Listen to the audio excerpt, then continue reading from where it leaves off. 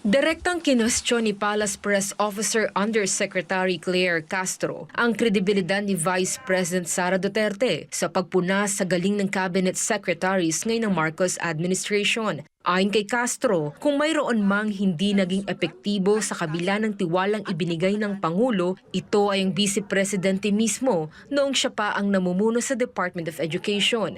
Let us look who's talking. Mukhang tumama naman po siya. Dahil siya, naitalaga siya ng Pangulo, pinagtiwalaan siya ng Pangulo, pero sa bandang huli, aamin pala ang Vice Presidente na siya ay walang kaalam-alam sa pagiging DepEd Secretary. So totoo po yan. Hinamon din ni Castro ang Vice Presidente na harapin ang mga isyong naiwan sa kagawaran gaya ng mga aligasyon ng ghost project sa halip na isiso ito sa Pangulo. Doon pa lamang po sa mga ghost students, ghost vouchers, ghost food packs, ghost laptops. Lahat ng multong ito ng Vice Presidente, nung siya ay DepEd Secretary, huwag niyang ipahid kay Pangulo. Ang mga pahayag na ito ng palasyo ay reaksyon sa naunang pahayag ni VP Sara kung saan idinetalya niya ang kanyang matinding pagkadismaya sa naging sistema ng pamumuno sa Malacanang.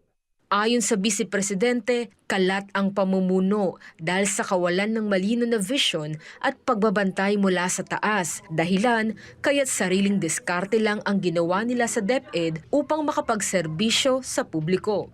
Kaya nakikita nyo na parang kalat yung governance ngayon kasi ganun din yung ibang departments. Buti sana kung magaling lahat ng secretaries. Alam niya kaagad na, okay, sige, kailangan natin ng vision. Gate pa ni VP Sara, ang kanyang pagpuna ay bunsod ng kanyang hangarin para sa isang mas mabilis at mas epektibong gobyerno na hindi niya umano naramdaman noong siya ay nasa gabinete pa. Walang nag-uutos sa iyo na presidente at walang nagbabantay sa iyo na presidente. So yun yung na-disappoint ako ba na kasi akala ko mabilis, tuloy-tuloy yung trabaho tapos sasabihin mo sa mga tao, ito nagawa na natin, ito gagawin natin sunod. Mga ganon. Walang ganon na nangyari. Samantala, hinihintay pa ang magiging sagot ng Vice Presidente sa huling pahayag na ito ng palasyo. Para sa Diyos at sa Pilipinas kong mahal, ito si Ina Mortel, SMNA News.